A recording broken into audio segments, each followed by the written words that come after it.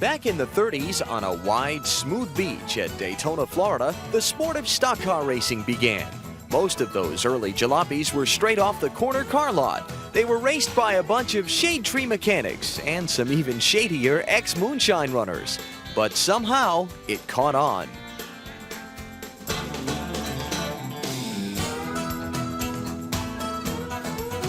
Hoping to bring stability to this new form of racing, Bill France founded NASCAR in 1947. A passionate promoter, Big Bill soon made NASCAR the elite organization in the sport. Then in 1959, he unveiled the Daytona International Speedway. It moved stock car racing from dusty dirt tracks to high-banked, flat-out super speedways. In the 60s, the American automakers made NASCAR their test track. They brought in new cars, new parts, and big money. But they also brought controversy and constant bickering. By 1970, NASCAR was rolling in its welcome mat to the factories. It was time for a change that would move NASCAR into the modern era.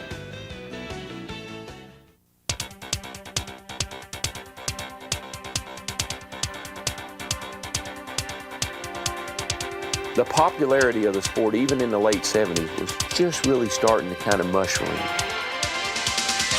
Cale drove just as hard as he could go all the time. Well, I had a little bit of trouble with Richard backing into me.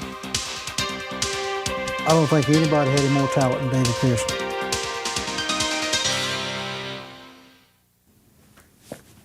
(1972). The year Cecil Gordon drove this Mercury to 16 top 10 finishes. And the year NASCAR racing took a sharp turn towards the future. Hi, I'm Alan Bestwick. Welcome to part 3 of the NASCAR story. As the 1972 season began, we had a new president, a new schedule, and a new emphasis on outside sponsorships. Sponsorships that did not include the automobile manufacturers. Could the sport survive without the help of Detroit? Well, that question was answered quickly when the Big Three car wars were replaced by the battle of the Big Four. 4 drivers named Petty, Pearson, Allison, and Yarborough. To win in NASCAR in the 60s, it took factory support. But in 1972, the factories were gone. You know, Petty's were established well, but the other Chrysler teams, Cotton Owens and the other ones that ran, they were kind of drifting off in an area that the factories didn't want to go, and that was the way it was with Ford. Holman and Moody ran the Ford whole program, and it got awful broad. It was very, very expensive at the time, and I don't think that they felt like they were getting near the return for their money. The factories weren't the only ingredient missing in '72. Just prior to the season, Bill France, NASCAR's founder and constant crusader, retired. His self-appointed successor, Bill France Jr. Bill Jr. had grown up in the sport and was well-groomed for the job. We dealt with Bill Jr. way back in Bowman Gray days. When we was running Bowman Gray Stadium, you know, we would deal with Bill Jr. and then Big Bill, and but Big Bill always treated us fairly when we went to him with a problem. I mean, he listened to you, and of course Bill Jr. did too. Before leaving his post, Bill Sr. adopted one more change. NASCAR and the R.J. Reynolds Tobacco Company announced the new Winston Cup Grand National Series. With only 31 races, the new schedule left out the short 100-milers, a longtime staple of NASCAR. The biggest concern that we had, I think, and most everyone in racing had at the time, was what's going to happen to the Hickory Motor Speedways and the Greenville Pickens and the Fayettevilles and the racetracks, the Myrtle Beaches, the racetracks that supported their tracks with Grand National races. All of a sudden, they were not going to have Richard Petty there. But with the factories out, running just 31 races was difficult enough. The independent really thrived on the factories being in for overflow of parts. You know, they go to a racetrack with a factory team with all new stuff, and then after that race, they take it off and sell it to the independent at a price that was affordable to them, yet the stuff was plenty good enough to still race. The factory teams started stockpiling more stuff in the back room, getting more than they maybe needed. So when the factories did leave, they were still well supplied and equipped at their shops with stuff. So from the independent standpoint, I think it hurt the availability of good used parts. As teams scrambled to find outside sponsors, the former factory teams had the advantage. The teams that were established in the factory days, Junior Johnson, Bud Moore, and a few of those teams prospered over what they had accumulated up to the time the factories had got out. And then they had the money available to them with the outside sponsorship. You know, the people that were going to sponsor cars right away, well, I want to be on Junior Johnson's car. We know he's going to win. We want to be on Bud Moore's car. We want to be on these. And so it created another monster. The first major sponsorship deals came from Coca-Cola and STP. Sometime at the end of the 1971 season, I'd met with Andy Granatelli in Texas. He was running a race out there. He was out there and we was talking to him, and you know, we just general conversation that we'd be interested, would he be interested in. Actually, Richard was desperate for a new deal to help replace Chrysler, but not at the expense of the famous Petty Blue. They said, okay, we're going to work this deal out. So everything was set, and they wanted a red car, and I said, no, you can't have a red car. You know, it's got to be blue. In fact, I got up to walk out, and they said, wait a minute, maybe we can work out something. So then I sent Dale and Morris on to California where the car was already out there. They went on out to get it ready to race and stuff. And then I stayed the next day in Chicago, and Andy and myself worked out a situation with STP that the car would be red and blue, and anyhow, then we went to California and made the announcement out there. There was no time to add any STP red at Riverside, but Petty won anyway, to the delight of Granatelli. The STP Petty connection continues today, the most successful sponsor-driver relationship in history.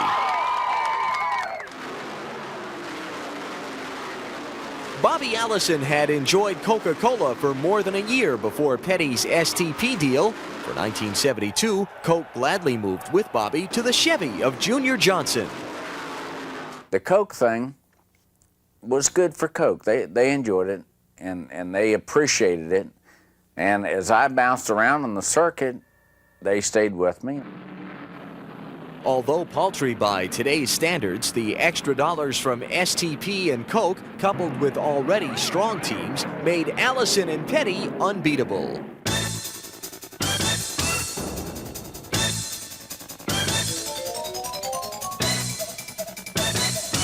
Running 1-2 was nothing new for Petty and Allison. Their on-track feuds had been well known since Bobby entered the sport in the mid-60s.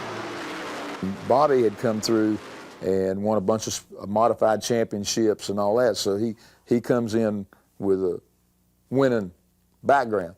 And when he does, then I'm sort of king of the hill particularly, and me and him come up with a big rivalry. He come up with a rivalry. I didn't have no rivalry, because I was just doing my thing, and whoever was there, that's the one I was trying to beat.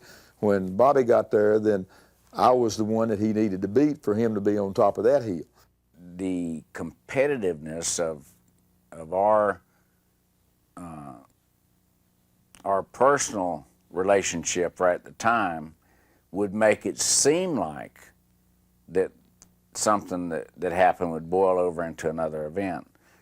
I still maintain that I tried really hard not to do that.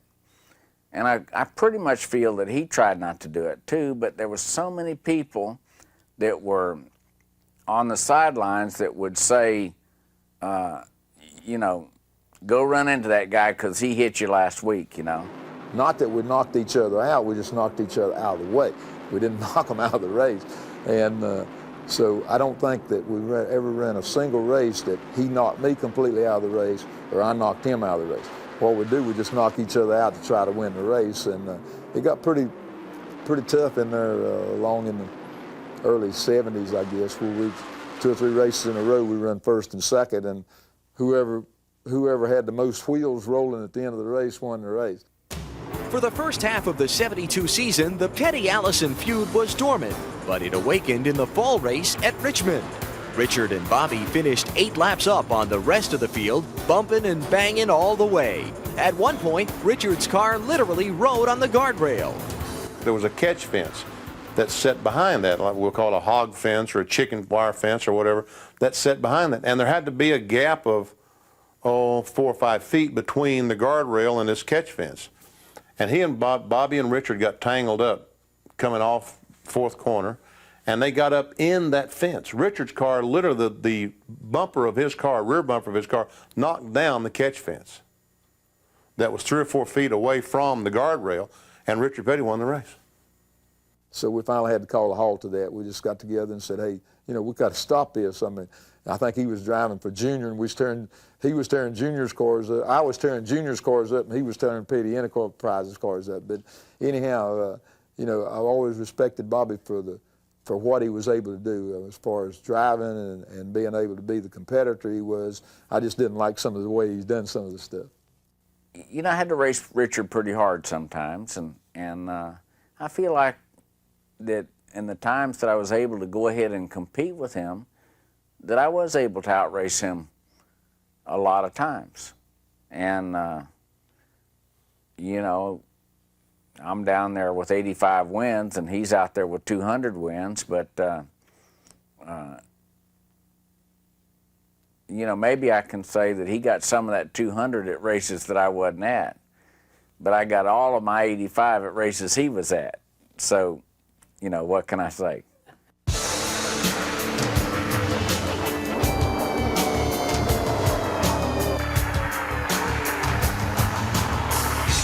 While chasing each other, Petty and Allison crushed the competition in 1972. Allison won 10 races, Petty 8. Allison took home more prize money, but Richard squeaked by in the points race, taking his 2nd straight NASCAR Winston Cup crown.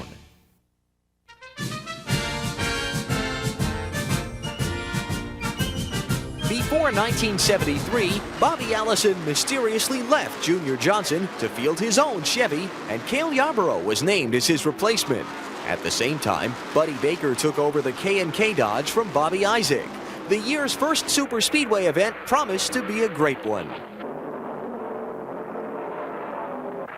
From the green flag, it looked as though Buddy Baker was destined to win his first Daytona 500.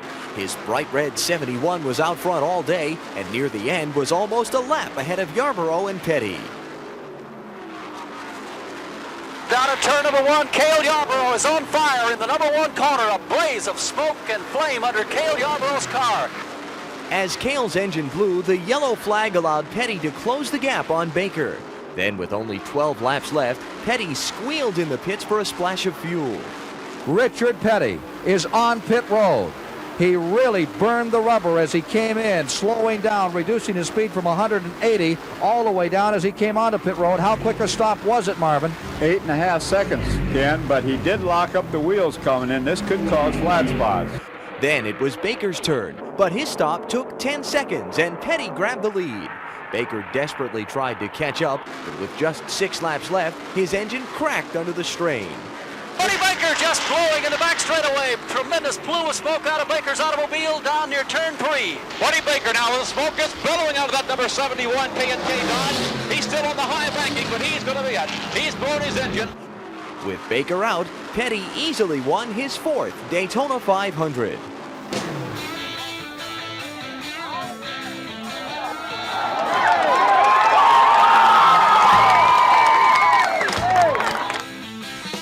The bizarre events of 1973 continued in the Talladega 500. Former champion Bobby Isaac radioed his pit asking for a relief driver. He pulled in the pits, got out of his car, and retired from racing. He later said he heard a voice telling him to quit.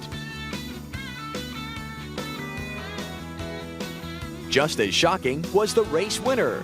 Dick Brooks drove his Plymouth past David Pearson with just 7 laps left to take the checkered flag. It was Brooks's first and only victory, and the last win ever for a Plymouth in Winston Cup. The weirdness of 73 continued to the finish. Lesser-known Benny Parsons had stunned the circuit by running with the big names all year. He came into the final race at Rockingham leading in Winston Cup points. And all I had to do was run 400 laps or whatever, if I think Cale Yarborough was our closest pursuer, if he won. And so I found me a perfect spot. I was running about 6th or 7th. The first 5 was in almost a half straightaway in front of me. The next group of cars was a half straightaway behind me. I'm perfect. All I got to do is ride here all day long, and I got this thing knocked. Benny's championship plan lasted only 13 laps. That's when he rounded turn 2 and slammed into a car that had spun and stopped broadside on the track. I'm talking about roll cage, sheet metal, rear end housing. I ripped the whole right side off the car. And the car never did spin. You know, I went down through there and it finally stopped, and I started the engine back up, put it in gear, and tried to drive off, and it wouldn't roll. And I said, what's wrong? And I looked around. I couldn't believe I had no right side. I looked up, my right rear spring was going down in turn 3. I remember going that race, and I remember Junior was in Hawaii. He wasn't even at the race that day. He had a trip to Hawaii, so he was in Hawaii. And then Benny got in the wreck that day, which took him out of the race. And I just figured, you know, it's going to fall right in our laps. The championship is going to fall in our laps because Benny's car was total, completely wiped out. And I said, now Junior Johnson is really going to be surprised laying over there in Hawaii when he finds out that we have won the championship. But Benny's crew wasn't ready to give up just yet. With help from many of the other teams, they performed what many considered a NASCAR miracle.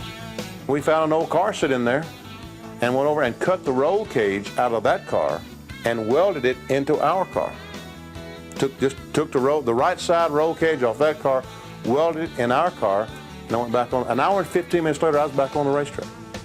New rear end housing, new steering parts, new right side roll cage.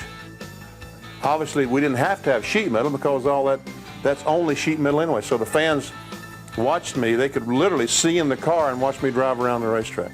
And I did that for about 300 laps and won the championship. Benny was a good race driver. He, at all the time, didn't have the best of equipment, but Benny was a tremendous race driver, a great competitor.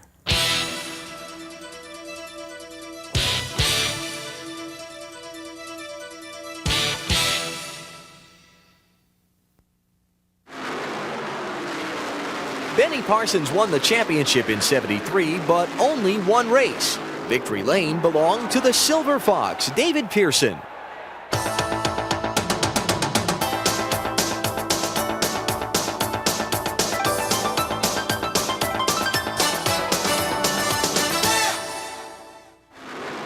In 1973, Pearson won 11 times in only 18 starts, a winning percentage that has never been matched. Well, it was just one of them things that everything worked and everything was working together, and the driver was doing a great job. And it's just sometimes, you know, you have a good year and a bad year and a good year and a bad year and several bad years and then a good year. And we was just having a lot of good years at that time. Concentrating on super speedways, the Wood brothers perfected their setup. At Rockingham, Pearson led every lap but one to take the win. Then he won Atlanta, twice lapping the field. Then it was on to Darlington, where he won the Rebel 500 by an amazing 13 laps. No one drove super speedways like David Pearson.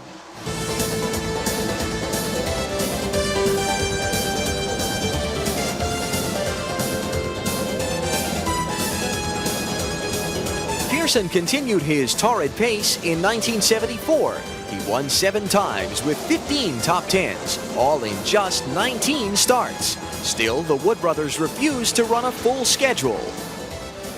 It gave us more time to prepare the car for the next race, and we was running all we wanted to run then. And it seemed to be paying off right well. I know a lot of the people wanted us to run all the races, run for the championship. Even Winston wanted us to run for the championship. And but I guess one year there in '73, I felt like we probably could have won, maybe, you know, if we'd have run them all. Already a 3-time NASCAR champion, Pearson never complained about his shortened schedule, but when he raced like he always had. David Pearson really was a good competitor, But David really had that knack of taking care of his equipment to the point that he would not even race you early in a race, because if he raced you hard now, that car wouldn't be good enough to beat you later. And he was smart enough to know that it's easier to race 2, 3, or 4, or 5 cars at the end of the race than it was 40 at the beginning of the race. And so he was very, very smart, and certainly was good for the sport over the years. And you know, he was a good person. Gentle on equipment, but tough on the competition. Just what the Wood brothers were looking for to replace A.J. Foyt in 1972.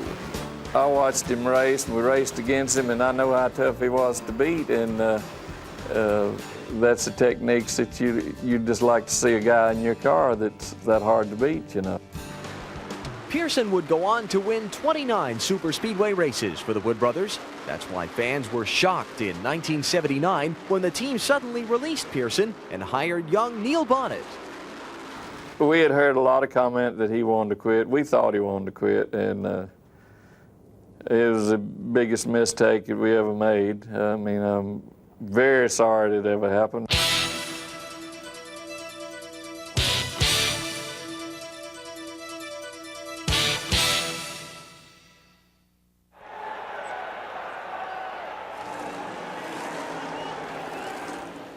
In 1972, Bobby Allison joined King Richard to rule the track. In '73, Pearson was unbeatable, and in the meantime, Cale Yarborough joined Junior Johnson to form a dream team.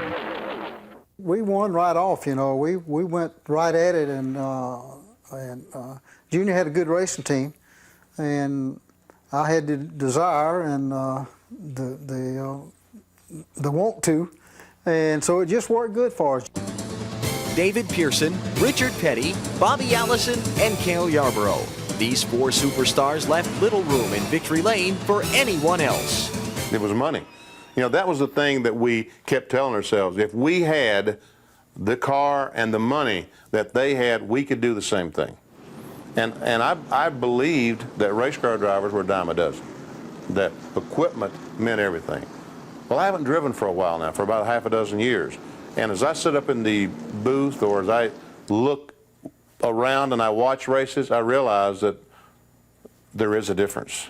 You know, this driver is better than that driver. And I guess it's probably the case back in the 70s. I don't know exactly. I know what I had. I had the desire, and I wanted to be a winner, and I wanted to do well in this sport, and just determination to do it. And I'm sure that Richard and Bob and these guys felt the same way. We all wanted to be champions, all wanted to do our best, and all of us had that burning desire, and that's what put us there, I think. In my opinion, they were then, and they still are, the greatest drivers that I've ever seen. Of the 2 people that I always admired and tried to pattern myself after, as far as being competitive or finishing races or trying to take care of equipment, was Richard Petty and David Pearson. I've always told a lot of people years ago, if we can just get our car working good enough, get it finishing to where I can just follow David and Richard all day long, we're going to get a lot of good finishes, because they were always either first or second. I grew up watching Bobby Allison race, him being from Alabama and me being from around Tennessee there. Bobby had always been kind of a grassroots hero of mine. And Cale, I never quite understood Cale. I mean, he was just a little red-faced stump that got down in that race car and could drive the wheels off of it, and him and Junior seemed to be a great match, you know, at the time. There was rivalry there, friendly rivalry. We were all always friends off the racetrack, but we were dead against each other when they dropped that green flag, and I think that's what made the racing good back then. There was some awful good racing back in those days.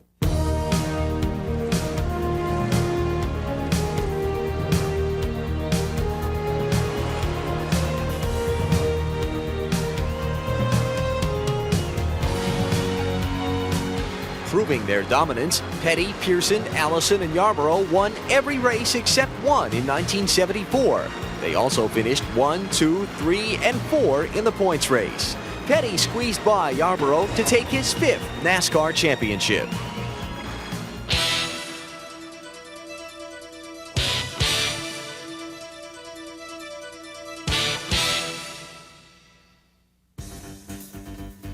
In 1974, the big news was not the Big Four. It was OPEC and its crippling oil embargo. Gas lines began, fuel prices soared, and Washington threatened to cancel professional sports. I won the championship, and 2 months later, we're in a fuel crisis that's really unparalleled.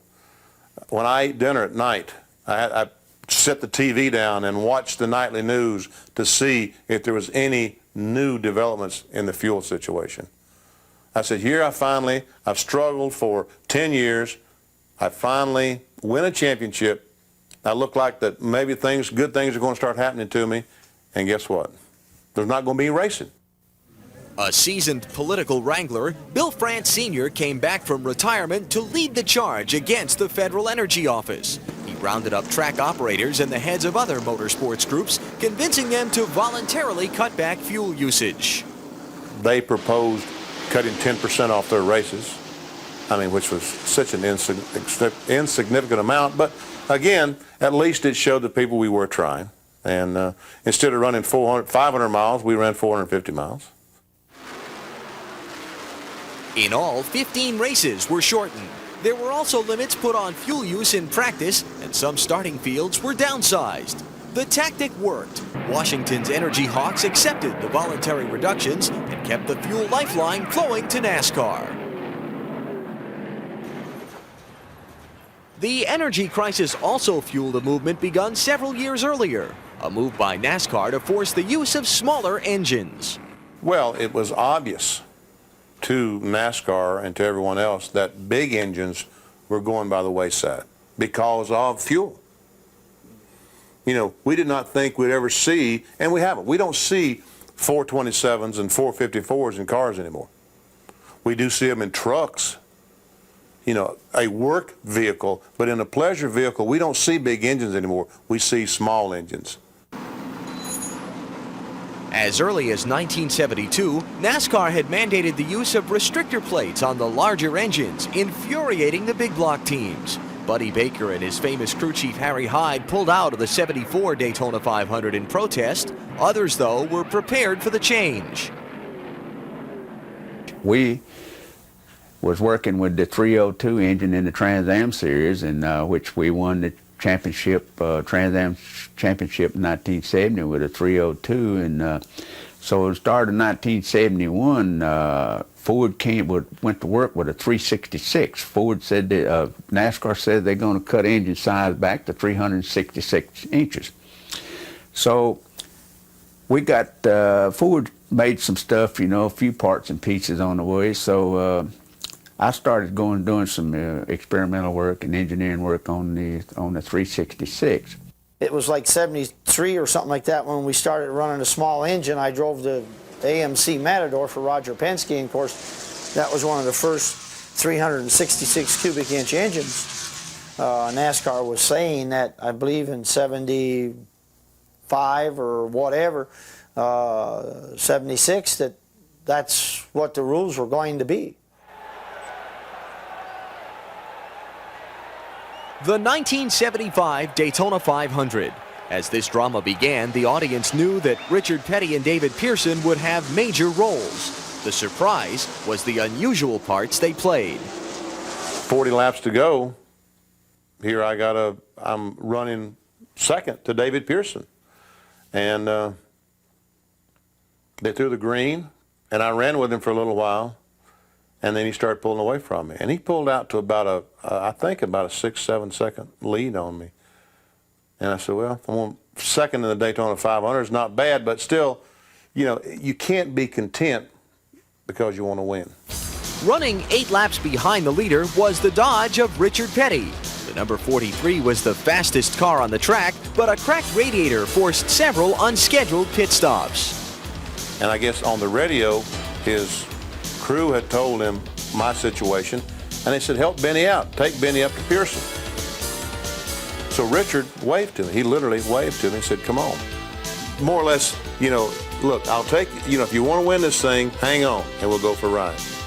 And I went for a ride. In a tight draft, Petty and Parsons began reeling in number 21. Then, with just 2 laps left, 110,000 screaming fans witnessed the unbelievable.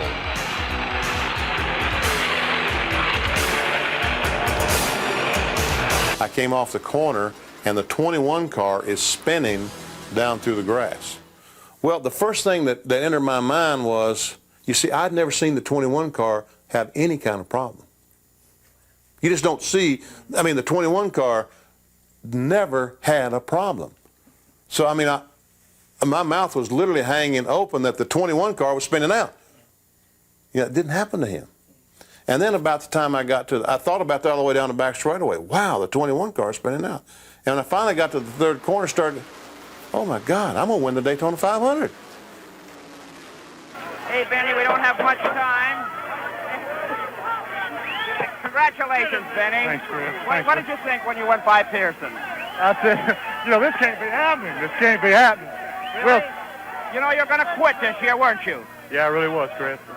You know, I'm sure glad now I came back. I bet. Terrific, terrific.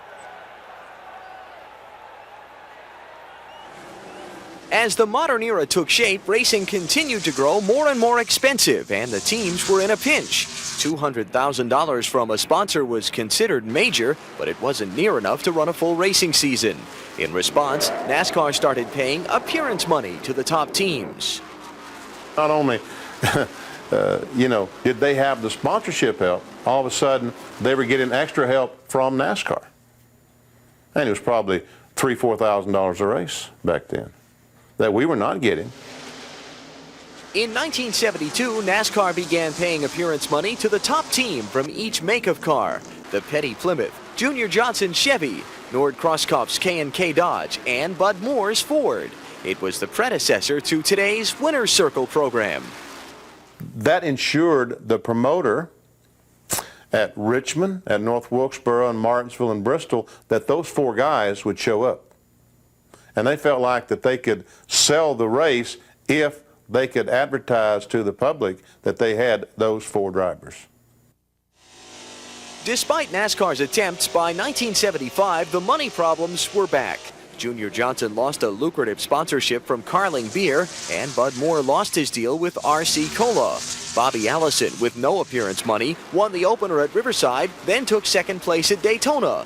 But he couldn't afford to even enter the 3rd race at Richmond.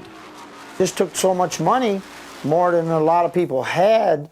We didn't have the major corporations involved, and a lot of individuals were doing it on their own, that, you know, that had successful businesses and things, just like Mr. DeWitt did with Benny. He was a racetrack owner, and so I think he understood the importance of trying to run all the events. But a lot of others just, they had businesses, and I don't think they had the budgets to allot to run the entire schedule. Accustomed to the short end of the stick, Dave Marcus finally caught the carrot in 1975. As the new driver of the K&K Dodge, he grabbed his first win, took 18 top 10s, and finished second in Winston Cup points. He had a couple of shots at it. Just, you know, he was never able to reach out and grab the brass ring like he obviously wanted to. But, you know, probably the hardest worker that you'll ever see in this business. Just works so hard, and still does. Still does. He has always worked very, very hard. But again, it's a labor of love. It's something that he wanted to do and still wants to do. Also benefiting from NASCAR's appearance money was Bud Moore's new driver, Buddy Baker. He collected 4 wins, including both races at Talladega. Buddy Baker was a heck of a good race driver at Daytona and Talladega and all the major speedways. We had some awful good runs with him.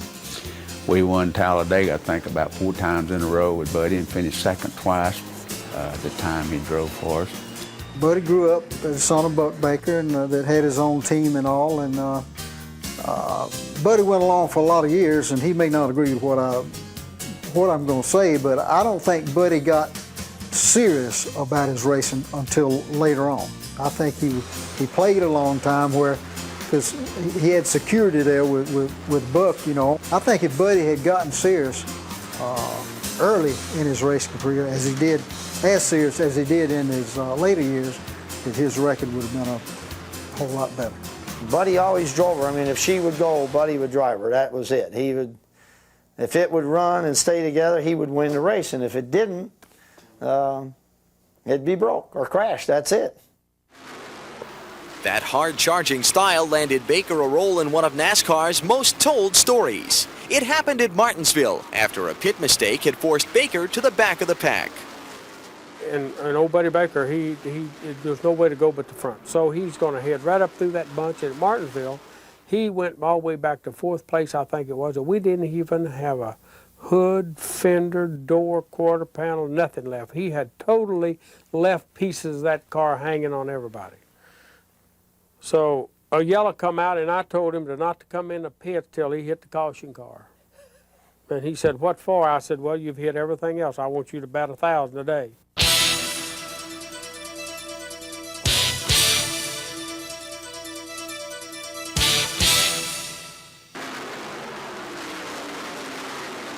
While Allison and Yarborough struggled with finances, the King ran wild. He coasted to 13 victories, including his first ever in the World 600, a prize that had eluded him for 15 years. Petty never looked back en route to his 6th Winston Cup championship.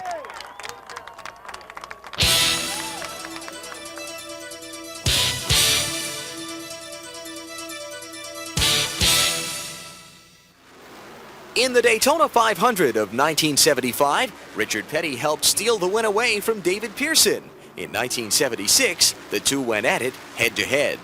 Richard Petty goes back in front. They both spin. They're in the wall. Petty is sliding, slamming into the wall. He's coming down toward the finish line. Will he make it? He's still moving. The car stops 300, 400 feet shy of the finish line. Pearson is still running. Here's Petty trying to fire to come across the line. David Pearson moving down through as they come to the stripe. The winner is car number 21. Well, I passed him over on the backstretch, and I guess when we went in the corner, he undoubtedly got to pushing too hard, and he come up and hit me in the rear, and that got me sideways. Then he come on up, and both of us hit the wall, or at least I did. And I hit him and messed him up a little bit, and then when I got about halfway by him, I had him fenced against the wall, and then he hit my right rear, and when he did, he spun me the wrong way, and then we both spun out, and he just got going first, that's all. And I saw Petty's car up against the wall coming backward, and I didn't see Pearson. Looked down, and Pearson was spinning around down on the inside.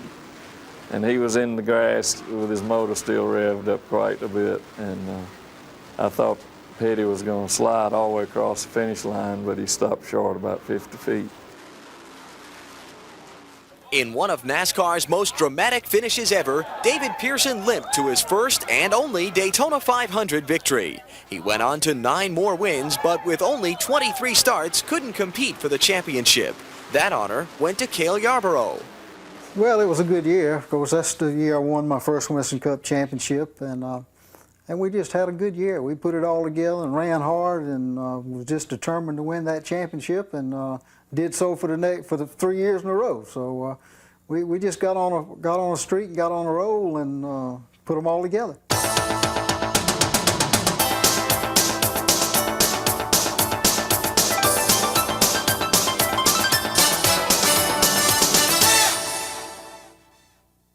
Cale Yarborough is still the only man that has won 3 championships in a row, 76, 77, and 78. Set a standard there that apparently has been hard to equal because it hasn't been, but it has been a good focal point and an issue over the years. When somebody gets 2, well, then they refer back to that only time. During his incredible 3-year run, Cale Yarborough took the checkered flag 28 times. He won 9 races in 76, 9 more in 77, and capped it off with 10 wins in 78. We had so many good races, and of course we had a race at Bristol that we led every lap in our entire race. Had one at Nashville, Tennessee that we led every lap of the race, and those kind of things you remember, that you go out and when the green flag falls and nobody passes you to the checkered flag falls, and I was fortunate enough to be able to do that a couple of times. But Cale Yarborough's rise to superstardom wasn't always so easy. Cale struggled. He didn't have nothing. He was working out at home in Moody. I remember I got to buy parts and stuff. Cale would be sweeping the floor up. And then we run him one in Atlanta, then we run him one in Charlotte. And Ford people started to see him then, but they didn't like him before because he was a short little guy. He wasn't pretty or something, I guess, or whatever they thought, you know. So finally, you know, we got him so he got a ride. But he used to ride around and he said, man, I know I can do that. I know I can do that, you know. And he could when he finally got into it. Cale's first real success came in the late 60s when he was named to drive the factory Ford of the Wood brothers. Then I can remember at Daytona, the first race he won at Daytona in 1968, and the car was skipping, and I went in the one and changed ignition, and he was telling me while I was working on it how good it was running, and so he got a lap or so down, and he made all that up, and then caught the guys about 10 laps ago and won the race. But then in 1970, more bad news. Ford was pulling out of racing. That's when Cale got a call from IndyCar owner Gene White. I'd already driven Indy twice, in just Indianapolis, but Gene offered me a ride to run the full circuit, IndyCar circuit, on a 2-year contract. And, you know, I had to have an income, so I took him up on it, and really enjoyed it. It gave me another avenue to do other things in racing, and but I was when the 2 years was up, I came back to Winston Cup cars and joined up with Junior Johnson, and the rest is history. Cale and Junior were a perfect match. During their 8 years together, they won better than 1/4 of all the races they entered, 55 in total. Cale's driving philosophy was the same as Junior's had been in his driving days: get to the front and stay there. I remember one time he told me that, you know, that you need to drive hard all the way, and I says, Cale, you need to take it a little easy, you know. So I talked him into taking it easy right here at Charlotte. And somebody wrecked in front of him or something other. And he wrecked, cut our oil line or something, and threw him out of the race. And he says, never again.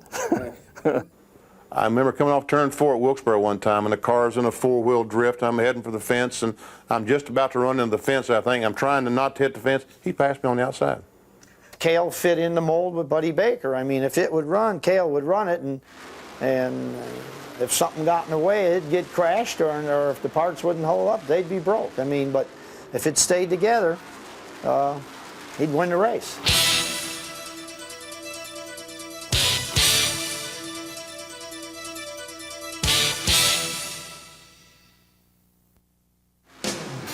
In the midst of Cale's three-peat, a young driver from Nashville began grabbing bits of notoriety. Darrell Waltrip was the first new driver in a decade to actually compete with the Big Four. Here I am. I'm going to these races with, I'm under-financed compared to the Big Four at the time. But I was the leader of the rest of us. There was the Big Four, and then there was me. Darrell Waltrip got his first Winston Cup win in 1975 in only his 3rd season. Later that year, he joined the successful Dygard racing team, and in 1976, the team signed a lucrative sponsorship deal with Gatorade. And so we started the 77 season with really, really high hopes, and rightfully so. I had a big year in 77. Won my first super speedway race at Darlington in the Rebel 500, it was called at the time, and beat Bobby and Cale and Richard and David and all of them that day. They crashed each other with about 3 or 4 laps to go. They was all racing to win, and they all got into each other, and I drove right through the middle of it and beat Bobby back to the line by about a foot. Waltrip surprised the old-timers by winning 6 races that year. But Darrell wasn't done. He continued bashing the Big Four in the press. You had these old guys over here that had been winning all the races and dominated this sport, and I was told, and everybody said, you can't beat these guys now. I mean, you can run behind them, but you don't beat them. It was kind of like almost like it was a rule. Well, I didn't agree with that, and I went out and I was beating them. And so it was kind of like I wanted the same respect and credibility that they had, even though I hadn't been doing it but for 2 or 3 years. Darrell viewed himself as an equal to Richard Petty and David Pearson, and he just did not understand why that they did not use him in the same breath that they used his name in the same breath they used those names. And he would tell them. I mean, he literally would tell them. And race car fans were unaccustomed to drivers saying, "I'm good." Darrell, you know, he came on the scene, fresh kid on the block, a lot of talking, but had a lot of talent. And he and I got together in Darlington, I think it was, and that's about the time the movie Jaws was coming out and was popular, and the way he talked and the way he ran all over me that day down there, I hung the name Jaws on him. And it stuck for a long time. I used to really cringe when they introduced Darrell Waltrip and the people in the stands would boo. And I would say to myself there, I mean, how devastating is that got to be to a person? And I don't know, it got to be a big joke, but unjustly so. I don't think Darrell deserved all that. Got pretty bad. I went to Wilkesboro in 77, 78, I can't remember for sure. And they wasn't going to let me race. They called me in the trailer. NASCAR did and said, "You can't race today." What are you talking about? There's been a threat on your life. A threat on my life? For what? I haven't done anything. Well, they've got 3 phone calls here at the racetrack that says they're going to take you out today because of what happened at Darlington. Oh, I couldn't believe it. I never heard such thing in my life. And I wouldn't hear to it. I said, I don't care. If that's the way it is, that's the way it is. I'm racing. And I raced and I won. And then finally, Darrell was able to have the success that he envisioned having, that he thought that he deserved. And let's face it, he did deserve him because he did brag on himself, but he did back it up. He did say, "I'm good," but you knew he was good. He backed up about everything he said. As Darrell Waltrip struggled to take his place beside the Big Four, Bobby Allison was in danger of losing his spot. Entering the '78 Daytona 500, he had run 67 straight races without a win, the worst slump of his career. And to make matters worse, he crashed with Buddy Baker in the qualifying race. Petty and Pearson and Waltrip, and they crashed. That let me catch up and come around, and Bud and the crew gave the car a good pit stop and a little bit of adjustment and all that. The race restarted and I went on, and of course it still was pretty far back, but at least I was you know, caught up and I was in the lead lap. As I remember the story, I took the lead with about 7 laps to go. Took the lead from Buddy Baker and went on and won that race.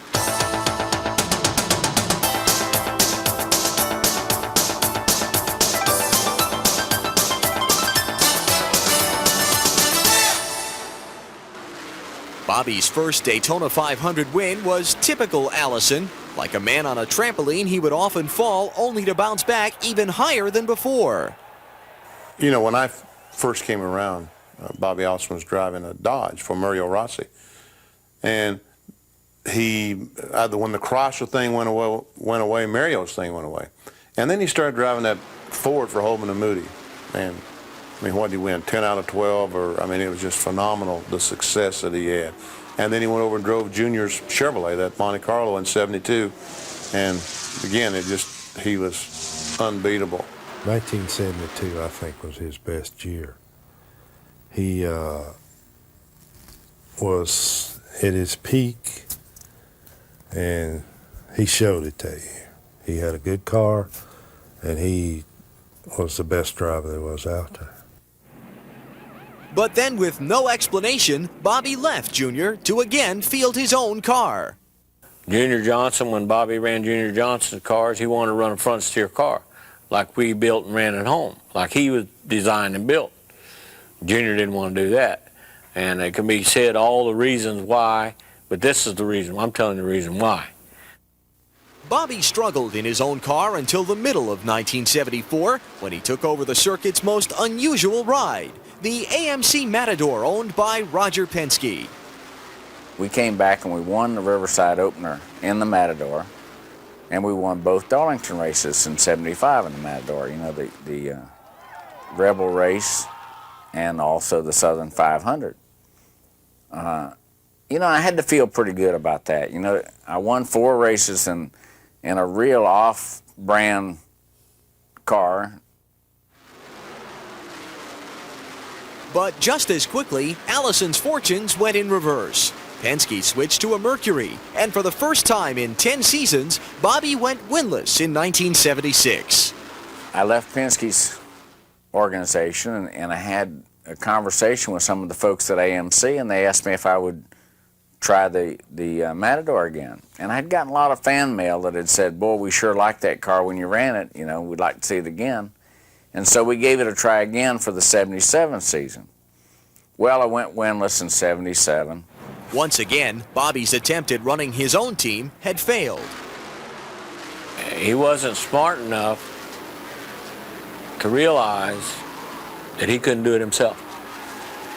And not because he couldn't do the work or anything like that, but the way he went about it, every time he went on his own, back to Alabama on his own, he broke himself.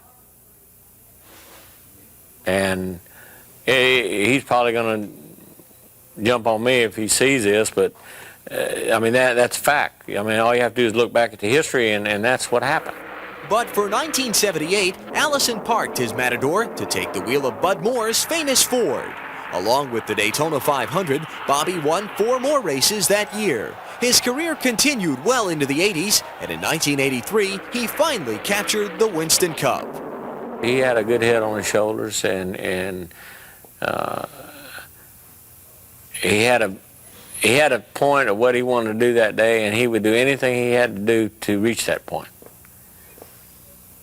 And I give him a lot of credit that a lot of people don't. Everybody knows that he was a good race car driver, but I know that probably smart-wise, race smart-wise, was probably as good or better than anybody that ever drove a car.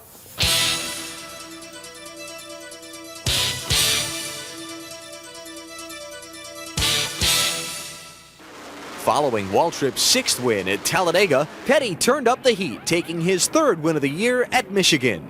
Waltrip answered the next week with a win at Bristol. Then it was time for the Labor Day Classic at Darlington. When I was leading the Southern 500 with 50 laps to go, had a lap lead on Pearson. All I had to do was just keep my nose clean, win the race, and go on down the road. And they were hollering at me on the radio to slow down, and you got the field covered. And I'm hollering back at them, leave me alone, I know what I'm doing. I crashed. And from that point on, that was in September, from that point on, we fell apart. As the King began applying the pressure, Waltrip buckled. Petty won at Dover and won again a few weeks later at Rockingham. Going into the season's final race at Ontario, Darrell led by only 2 points. But anyway, we go in that last race, and the team just wasn't emotionally capable of handling that kind of pressure. I mean, I want to be the king. I want to beat Richard Petty so badly I can taste it. And I mean, I don't know what else to do. I've won all these races, and now all of a sudden it's all falling apart all around me. And I got to run this one race, and if I do good in this race, I'll be the champion. And I think I can do it. By now, Darrell's squabbles with his Dyguard crew were taking a toll. Just like Waltrip, they were talented but inexperienced, a fatal flaw. Had a problem that day. Car spun. I slowed down to miss him. Caution came out. Ontario, great big old racetrack. Come around, and I pitted.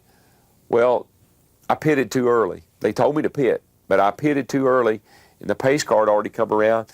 I got lapped in the pits.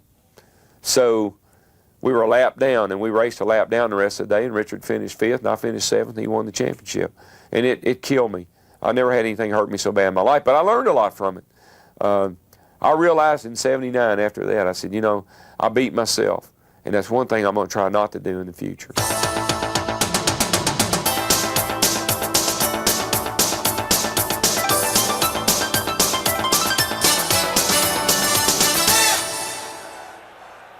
In 1979, Richard Petty won his 7th and final Winston Cup championship. At the time, no other driver had won more than 3. 40 guys that make it. And out of that 40, you look at 10 that done real good, you look at 5 that done great, and you say who's the greatest of them? Oh, well, you know, it just points to Richard Petty. Although revered today, Richard didn't always have the respect of his fellow drivers. Richard got a really tremendous boost into the sport by his dad. You know, his dad put him into equipment that was really, really the top equipment at the time. Richard Petty was always fortunate to probably have a little bit better equipment than most of us did, but not taking anything away from his talent. Very talented race driver and a very fine individual as far as fans, and Richard just did it all. He had things that a lot of us didn't have coming up, and a lot of us probably wish we had what he had. Richard Petty, next to Bobby Allison, is probably the most competitive person I know of.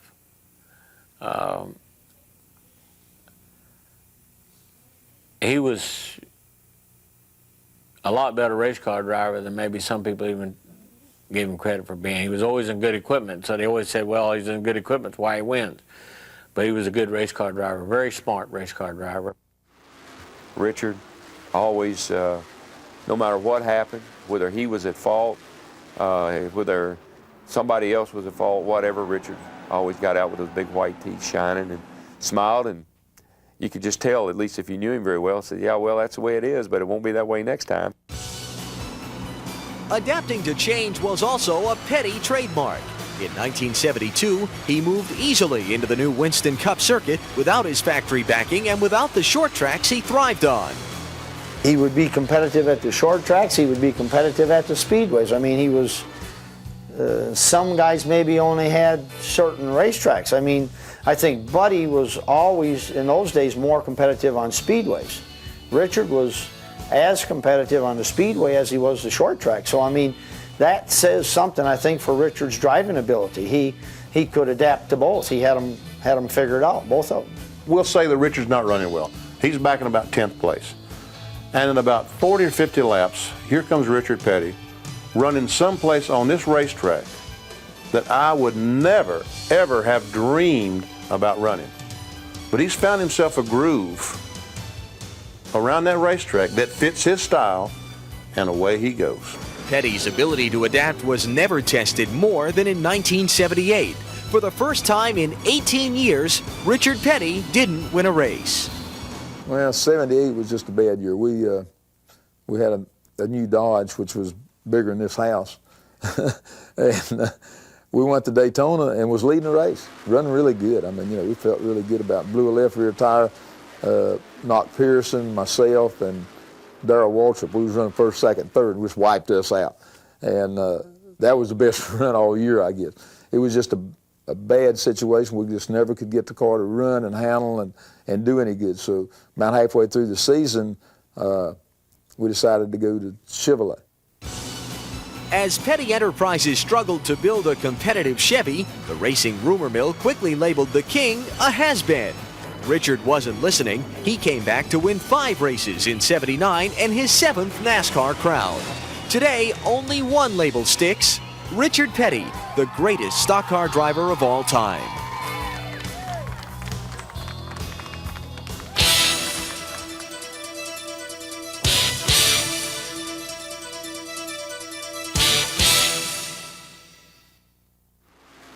By the end of 1979, Darrell Waltrip had proved he was a contender, but there were several other challengers entering the ring. Neil Bonnet won 3 races after taking over the Wood Brothers ride from David Pearson. I can remember Neil when he first started coming into Bobby's shop. I was there all the time myself, working in the shop, and Neil was the type guy that he knew what he wanted to do, and he wasn't going to let anything stop him. Another surprise came from rookie Dale Earnhardt. He won a race at Bristol and finished the year with 17 top 10s. He was a natural race driver, I think, and and inherited his daddy's ability and desire to do well. And I watched Dale for a long time, and as a matter of fact, when Dale got his first ride, the man that owned the team came to me one day and he asked me, he said, I'm looking for a driver. So if you had to pick a young driver, this was Ron Osterlin, he said, who would you pick? I said, Dale Earnhardt. And he picked him, and the rest is history. Others showing promise in '79 included Bill Elliott, Terry Labonte, Ricky Rudd, and Kyle Petty. As for the sport itself, NASCAR had never been healthier. All of a sudden you started seeing the grandstands sold out. More sponsors, big sponsors coming into the sport. And of course television coming into it helped all that. But I think the biggest thing that I've seen over the years or during that period of time was public awareness. They saw that there was something going on there, something they liked, something they wanted to be involved in, and it hasn't stopped since. In 1972, many wondered if NASCAR could survive without the support of the factories. But by the end of the decade, NASCAR racing was one of the country's fastest growing sports, thanks to a few outside sponsors, thousands of devoted fans, and 4 shining stars.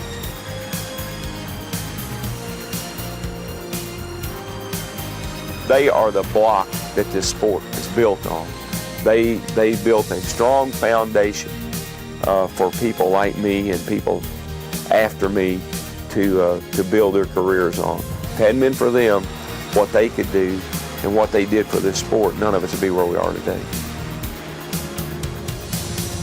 In 1972, the modern era of NASCAR racing began when the Winston Cup Series schedule was shortened to just 31 events, the same number we have today. Over the next 8 years, 240 Winston Cup Series races were held. 171 of them, that's 71%, were won by just 4 drivers: Richard Petty, Bobby Allison, David Pearson, and Cale Yarborough. But by the time Petty won his final championship in 1979, a new group of heroes were ready to take their place up front. Names like Waltrip, Elliott, Bonnet, and Earnhardt. The dominance of the Big Four was over, and so was another chapter in the NASCAR story.